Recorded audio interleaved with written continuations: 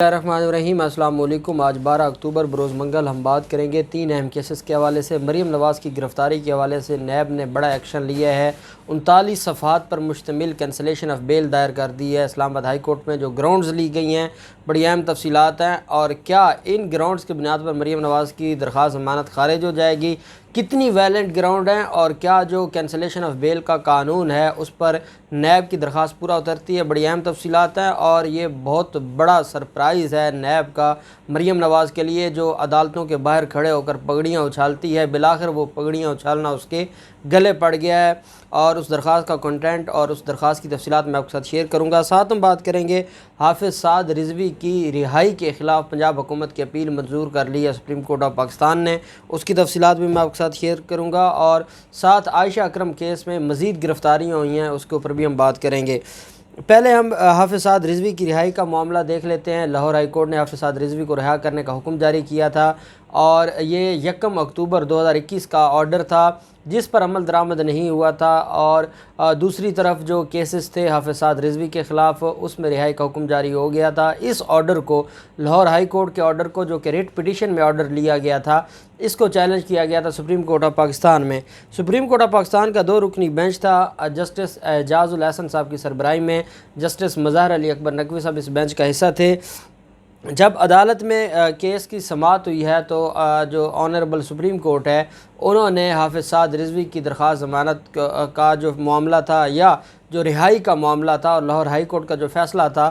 اس کو معطل کرتے ہوئے جو حکومت کی اپیل ہے اس کو منظور کر لیا۔ سپریم کورٹ نے تحریک لبیک کے سربراہ حافظ سعد رضوی کی رہائی سے متعلق لاہور ہائی کورٹ کے فیصلے پر عمل درآمد روک دیا۔ عمل درآمد روکنے سے مراد کیا ہوا کہ جو ان کو رہا کرنے کا حکم تھا، اور جو اس حوالے سے ایگزیکیوشن ہونی تھی اس آرڈر پر، لاہور ہائی کورٹ کے آرڈر پر، اب یہ بھی جانتے ہیں کہ کل ہی لاہور ہائی کورٹ میں دوبارہ درخواست دائر کر دی گئی تھی، اور لاہور ہائی کورٹ نے CCPO لاہور کو کہا تھا کہ وہ 2 گھنٹوں کے اندر اندر پیش ہوں۔ وہ جو لاہور ہائی کورٹ میں نئی درخواست تھی وہ ایگزیکیوشن کی درخواست تھی 1 اکتوبر کے فیصلے کے حوالے سے، اس پر بھی عدالت نے اسٹے دے دیا ہے، اور عدالت نے لاہور ہائی کورٹ کے فیصلے پر عمل درآمد روک دیا۔ سپریم کورٹ نے کیس واپس ہائی کورٹ کو دوبارہ بھیج دیا ہے۔ سپریم کورٹ نے کیس ہائی کورٹ کے ڈویژن بینچ کو بھجوایا ہے۔ کیس کی سماعت اب ہائی کورٹ کا ڈویژن بینچ کرے گا۔ تحریک لبیک کے جو امیر ہیں حافظ سعد رضوی، ان کی رہائی کے حوالے سے آج بڑی تعداد میں کارکنان سپریم کورٹ آف پاکستان کے باہر جمع تھے، اور سپریم کورٹ آف پاکستان نے یہ جو فیصلہ دیا یہ بیسیکلی ٹیکنیکل گراؤنڈز پر ہے، اور وہ یہ ہے کہ جب حکومت کے پاس یہ اختیار موجود ہے کہ اگر وہ یہ سمجھتی ہے کہ کوئی نقص امن و امان کے لیے خطرہ ہے اور کوئی پیس کو ڈسٹرب کر رہا ہے، تو ایسے شخص کے خلاف اس کو نہ صرف نظر بند کیا جا سکتا ہے، اور یہ پیور ہم اس کو کہتے ہیں، یہ ایگزیکٹو اتھارٹی ہے، عدالتوں کا اس میں کوئی لینا دینا نہیں ہے، لیکن ایک سنگل بینچ نے ایگزیکٹو اتھارٹی کے فیصلے کو کیسے کالعدم قرار دیا اور کیسے اس کے خلاف فیصلہ دیا، اس پر سوالات اٹھائے ہیں سپریم کورٹ آف پاکستان میں۔ جسٹس مظہر علی اکبر نقوی صاحب، جو کہ ایک کرمنل لاء کے وہ ایک عظیم وکیل بھی تھے، اور اب وہ ایک لائق جج ہیں، وہ سابقہ لاہور ہائی کورٹ کے جج ہیں۔ جسٹس مظہر علی اکبر نقوی صاحب نے سوالات اٹھائے ہیں کہ یہ جو معاملہ ہے اس میں ہائی کورٹ 199 آرٹیکل 199 کے تحت کیسے ایسا کوئی ایکشن لے سکتی ہے، یا کیسے ان سارے معاملات کو دیکھ سکتی ہے۔ پرابلم صرف اتنا ہے کہ معاملہ اب ڈویژن بینچ کے پاس جائے گا۔ پہلے تو ڈویژن بینچ اس کیس کے لیے بنے گا، جب ڈویژن بینچ بن جائے گا پھر وہ سماعت کے لیے کیس فکس ہوگا، پارٹیوں کو نوٹس ہوگا، تو جو 3 ماہ کی نظر بندی دوسری دفعہ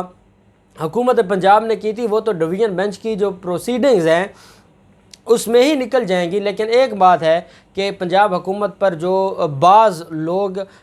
یہ کہہ رہے تھے، اور بعض لوگ جو ان پر اعتراضات کر رہے تھے کہ پنجاب حکومت کا کیس کمزور ہے اور حافظ سعد رضوی کے خلاف ان کے پاس کوئی ثبوت موجود نہیں ہے، وہ بات غلط ثابت ہوئی ہے، اور آج پنجاب حکومت نے سپریم کورٹ میں وہ سارے ثبوت دکھانے کے بعد ہی اور پھر جو ریسنٹ پچھلے 2-3 دن میں جو احتجاج کیے گئے اور جس طریقے سے امن و امان کو خراب کرنے کی کوشش کی گئی، وہ بھی عدالت میں بتایا گیا، اور ان ساری چیزوں کو مد نظر رکھتے ہوئے عدالت نے لاہور ہائی کورٹ کے فیصلے پر عمل درآمد رکوا دیا ہے، اور لاہور ہائی کورٹ نے کہا ہے کہ اب یہ معاملہ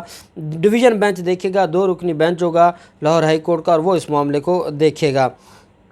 پھر آ جاتا ہے معاملہ عائشہ اکرم کیس میں۔ ملزم ریمبو پہلے گرفتار ہو چکا ہے، اور آج مزید 3 اس کے ساتھی گرفتار ہوئے ہیں ریمبو کے۔ اس وقت تک ریمبو سمیت جو ملزمان گرفتار ہیں اس کیس میں ان کی تعداد 11 ہو گئی ہے۔ اقبال پارک واقعے کی متاثرہ خاتون عائشہ اکرم نے یہ بیان دیا تھا کہ گریٹر اقبال پارک واقعہ اس کے ہی ساتھی ریمبو کی وجہ سے پیش آیا اور وہ اس سارے معاملے کا پلانٹڈ معاملہ تھا اور اس کا جو منصوبہ ساز تھا وہ ریمبو تھا۔ ساتھ ہی عدالت نے جو عائشہ اکرم اور ریمبو سے جو ایک دوسرے سے مکالمہ کرتے ہوئے آڈیو جاری کی تھی، وہ آڈیو بھی منظر عام پر آ گئی، جس میں وہ ریٹ بھی لگا رہے ہیں، جس میں وہ یہ بتا رہے ہیں کہ جن جن بے گناہ لوگوں کو گرفتار کیا گیا ہے ان سے کتنے کتنے پیسے لیے جائیں گے، اور ان کی غربت کا بھی مذاق اڑایا جا رہا ہے ان کی اس آڈیو میں۔ ساتھ ہی جو 3 ملزمان تھے، اور یہ بیسیکلی وہ ملزمان ہیں جن کو عائشہ اکرم نے نامزد کیا تھا، اور عائشہ اکرم نے یہ کہا تھا کہ یہ لوگ ریمبو کے ساتھ مل کر مجھے بلیک میل کر رہے ہیں۔ یہ بیسیکلی وہی اوریجنل لوگ تھے جن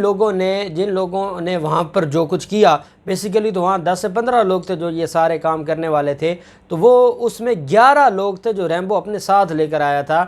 اب کیونکہ عائشہ اکرم بلیک میل کر رہی تھی اور وہ ان خاندانوں سے بھی پیسے لینے کے لیے رابطے میں تھی، تو یہ ساری چیزیں جو ہیں اب یہ بہت آگے جائیں گی، اور مجھے پورا یقین ہے کہ اس کیس میں جو اب اگر یہ آڈیو جن کی آڈیو کی فرانزک لیبارٹری میں بھجوا دیا گیا ہے اور موبائل فون کو بھی بھجوا دیا گیا ہے، اگر رپورٹ پازیٹیو آ جاتی ہے اور یہ آڈیو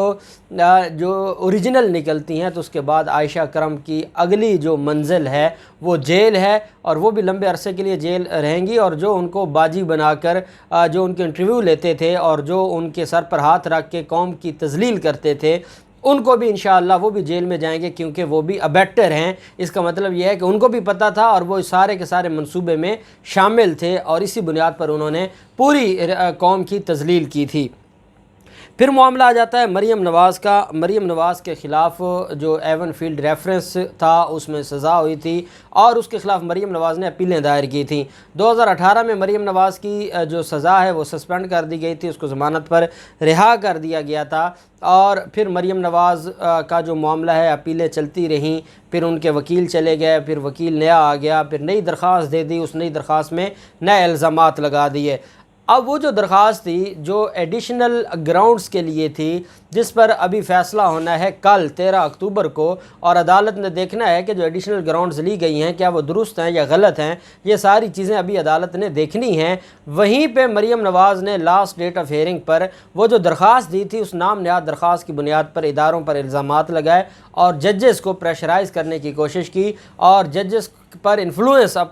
اپنی زبان سے انفلوئنس کرنے کی کوشش کی۔ وہ سارا معاملہ دیکھتے ہوئے ایون فیلڈ ریفرنس میں نیب نے کینسلیشن آف بیل دائر کر دی ہے۔ نیب کا یہ کہنا ہے کہ مریم نواز کو ایون فیلڈ ریفرنس میں اس کی اپیلوں کو سسپینڈ کر کے اس کو ضمانت دی گئی تھی، یہ ضمانت کے قابل نہیں ہے، یہ انفلوئنس کر رہی ہے، یہ کیس کو خراب کرنا چاہتی ہے، یہ ججز کو پریشرائز کرنا چاہتی ہے، یہ نیب جو انویسٹیگیشن اتھارٹی ہے اس کو پریشرائز کرنا چاہتی ہے اور اس کو ہراساں کرنا چاہتی ہے، جھوٹے الزامات لگا رہی ہے، اور یہ وہ ساری گراؤنڈز ہیں۔ کینسلیشن آف بیل میں ہمیشہ